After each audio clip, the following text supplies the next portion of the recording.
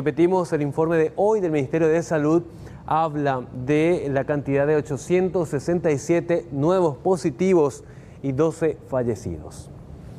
Vamos a dar seguimiento al caso del presidente de la República porque hoy nuevamente habló María Abdo Benítez y se refirió a lo ocurrido ayer en el departamento de Guairá. El presidente habló de manipulación, un malentendido y sobre todo de mucha maldad en la difusión de sus expresiones. Con relación, presidente, a lo que pasó ayer, el tema de Villarrica, ¿qué nos puede comentar el presidente? Porque se armó toda mucha polémica por ese tema. Una gran manipulación, con mucha maldad, ¿verdad? Estaba Nino Silguero, el periodista. Yo le dije a Nino me dijo, allá hay un señor que necesita hablar, y yo me refería a él. Le dije, apreciado Nino, no hay problema. Si onda hay médico, le dije, ¿verdad? Le dije, pero a Nino le dije eso, ¿verdad? Que es mi amigo hace tiempo. Le dije, pero no hay problema, si hace falta a mi costo, todo, y se solucionó ahí. Y obviamente se sacó una parte, se inventó que yo le dije al señor, yo no le hablé al señor, yo le dije a Nino que me habló ahí. Y bueno, una enorme manipulación, duele, pero estamos ya acostumbrados, hay que seguir trabajando. Bueno, más allá de lo señalado ayer por el presidente, obviamente el tema desnudó un tema bastante preocupante. Estamos hablando del desabastecimiento de los medicamentos principalmente para terapia intensiva y otros que en este momento se encuentran en faltante en el tema del stock. Cifarma hoy se pronunció al respecto y confirmó que existe un faltante muy importante, principalmente porque no hay materia prima para que los laboratorios puedan seguir elaborando estos medicamentos de alta demanda, no solo en Paraguay, sino a nivel mundial.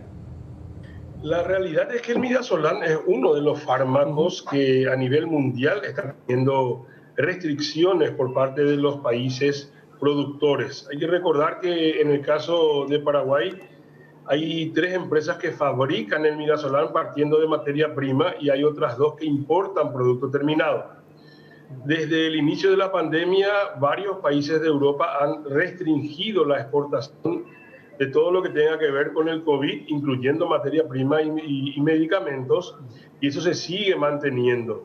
Es más, nosotros hemos recibido de algunos asociados de Cifarma que en esta semana Brasil ha vuelto a rechazar la exportación de materia prima de midazolam para fabricar en Paraguay por la situación crítica con la cual está atravesando Brasil por el COVID en este momento. O sea, no hay importación de materia prima disponible desde los productores internacionales. En relación a lo que se encuentra en las farmacias, y debe ser un pequeño lote, hay que recordar que en Europa, entre septiembre y noviembre, hubo un pequeño acto de normalización con lo cual permitió que se pueda recibir una pequeña importación de productos, y eso se elaboró y alguna parte fue al ministerio, gran parte realmente, y algún saldo en algunas farmacias. Pero el ministerio en este momento no tiene disponibilidad porque los productores no están proveyendo por este problema de falta de materia prima, que según las previsiones estarían empezando a llegar las primeras partidas en la primera quincena de marzo. Los asociados a Cifarma han mencionado de que mediados o finales de marzo empiezan a recibir materia prima, empiezan a elaborar, así que calculamos que para mitad de abril estaría normalizado. Mientras tanto, el ministerio va a tener que seguir recurriendo a medicación alternativa. Ansiolíticos y relajantes musculares principalmente son los que están en falta en este momento para los pacientes que requieren terapia intensiva y además un tratamiento especial con respecto al COVID-19. El ministro de Salud hacía referencia también a un sistema burocrático dentro de lo que se considera el proceso de compra de medicamentos, ya que las propias empresas chicanean, entre comillas, para dilatar mucho más el proceso de compra. Sin ninguna duda son los relajantes musculares y los ansiolíticos, algunos de los cuales he mencionado en este momento. Y también hemos explicado, digamos, la altísima demanda que ha aumentado en algunos casos 4 o 5 veces sobre el nivel, ni siquiera antes de la pandemia, de hace solamente 4 o 5 meses, ¿verdad? Cuando se ha dado un aumento significativo del uso de camas de terapia. Claramente la ley de contrataciones públicas está absolutamente desfasada con las necesidades que tiene salud pública.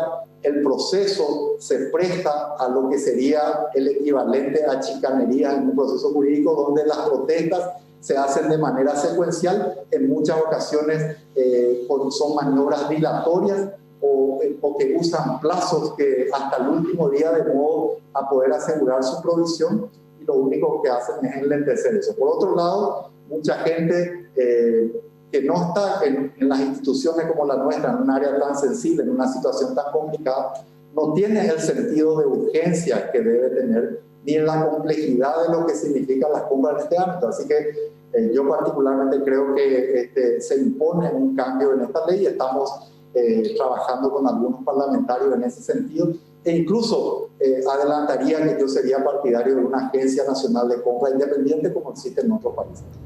Bueno, decía el ministro buscando un poco desburocratizar el proceso de compra, que bueno, en este momento sí depende de una licitación que lleva adelante el Ministerio de Salud.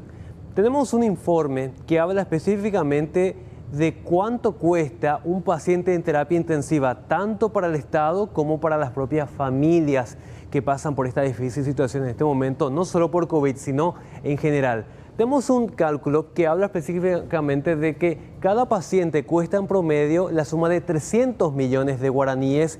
Este es un cálculo tipo promedio que corresponde al Hospital Nacional de Itagua. Y este monto se desglosa del tiempo promedio de permanencia en terapia intensiva, que es de 20 días. Y hablando de 15 millones de guaraníes por día, por 20 días, se da como resultado este costo en promedio. 300 millones de guaraníes cuesta la internación de un paciente tipo en terapia intensiva por COVID-19. Vamos a más datos que nos hablan precisamente del costo de la terapia intensiva. Los médicos intensivistas cobran esta suma por hora de trabajo atendiendo allá a los pacientes, 95.000 guaraníes 800, mientras que los enfermeros cobran 40.000 guaraníes por hora en turnos que más o menos son en promedio de 24 horas según el llamado también. Y recordemos, no tenemos suficiente cantidad de intensivistas médicos para atender a toda la demanda de pacientes. Y también a esto hay que sumar la demanda que existe en el sector privado. Vamos a más datos que nos muestran precisamente otra situación.